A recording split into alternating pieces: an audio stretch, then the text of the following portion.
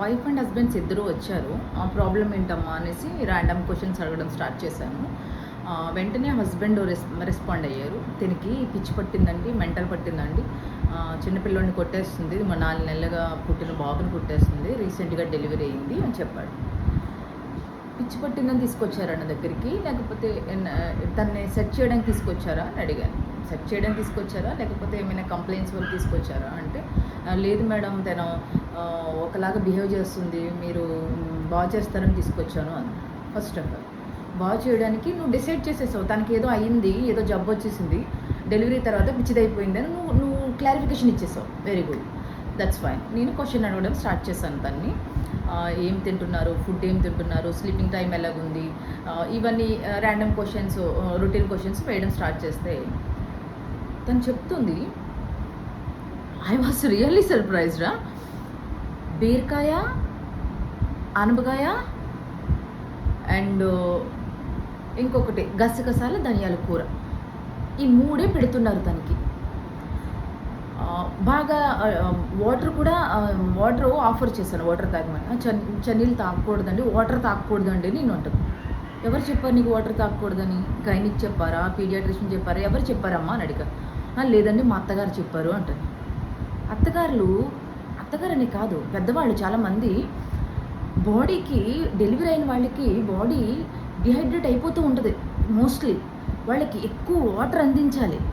Milk feeding ఇస్తారు కదా, వాళ్ళ బాడీలోంచి చాలా వెళ్ళిపోతాయి. వాళ్ళు అస్తమాటు డిహైడ్రేట్ అయిపోతూ ఉంటారు. వాళ్ళకి మనం ఎక్కువ 4 లీటర్స్ వాటర్ వరకు ఇవ్వాలి. అత్తగారులు ఏదో డాక్టర్ల కన్నా ఎక్కువ పెద్ద మాట అన్నట్టు వెళ్ళి తీసుకుంటున్నారు. నాకు అర్థం కాల. 2, మీ బాడీ టిష్యూ రిపేర్ అవసరం. ఇప్పుడు బ్లడ్ లాస్ అయిపోతుంది, మీకు ఐరన్ అవసరం, ప్రోటీన్ అవసరం, ఫైబర్ అవసరం. న్యూట్రిషన్ ఫుడ్ అనేది చాలా చాలా ఇంపార్టెంట్. ఒక బీరకాయని, ఆనపకాయని, గసగసాల కూర పెట్టేసి 3-4 మంత్స్ నుంచి అమ్మాయిని అట్లా ఉంచేశారు. డిప్రెషన్ రాకేమొస్తుంది, స్ట్రెస్ రాకేమొస్తుంది, కంప్లీట్గా నిద్రపోవట్లేదు అమ్మాయి. ఆకలితో అమ్మాయికి మనం తీసుకున్న దానికన్నా డబల్ ఇవ్వాలి మనం న్యూట్రిషన్. యాక్చువల్గా ఎవరైతే డెలివరీ అవుతారో మదరు చాలా సఫర్ అవుతారు, ఫిజికల్గా, ఎమోషనల్గా. లోపల బ్లీడింగ్ ఇష్యూస్ వస్తాయి. దానికి తగ్గట్టు వాళ్ళు పాలు కూడా ఇవ్వాలి. పాలు ఇంపార్టెంట్ కదా మదర్ ఫీడింగ్. వీళ్ళు ఏమీ తినకుండా మదర్ ఫీడింగ్ కంప్లీట్గా ఎక్కడొచ్చేస్తుంది? మళ్ళీ నువ్వు అది తినేసావు, నువ్వు అది తాగేసావు. బేబీకి జ్వరం వచ్చినా నువ్వే రీజను, వామిటింగ్ వచ్చినా నువ్వే రీజను, మోషన్ వచ్చినా ఏమీ రీజను. ఇంకా ఏం బ్యాడ్ ఎలిమెంట్స్ ఏమైనా సరే related to the mother only. మదర్ని ఎవరు పట్టించుకోరు. మదర్ హెల్త్ కనీసం ఎట్లా ఉంది, ఏం తింటున్నాం, ఏం తాగుతున్నాం ఎవ్వరికీ లేదు. వాళ్ళ హస్బెండ్ అడిగా, అట్లీస్ట్ మీ అమ్మగారి కంటే నాలెడ్జ్ లేదమ్మా, నీకు నాలెడ్జ్ ఉంది కదా, నువ్వెందుకు మంచి గుడ్ ఫుడ్ ఇవ్వలేదంటే, అది ఆడవాళ్ళ విషయం అండి, నేను తలదూర్చును. వాళ్ళే మా అమ్మగారు పెద్దోళ్ళు ఏం చెప్తే అది వింటుంది కదా, వినాలని వదిలేసాను అన్నాడు. ఆడవాళ్ళ విషయం ఏంటండి, అది నీ better of, she is yours. Parents తర్వాత నువ్వే తనని రిపేర్ చేసుకోవాలి. అది ఫిజికల్ అయినా మెంటల్ అయినా ఏమైనా సరే. ఎట్లా నీ సపోర్ట్ లేకపోతే ఇంట్లో ఎవరు చూస్తారు అమ్మాయిని? అట్లీస్ట్ కంప్లీట్గా ఫుడ్ పెట్టరు, కంప్లీట్గా వాటర్ ఇవ్వరు, తనకి సఫిషియంట్ నిద్ర ఉండదు.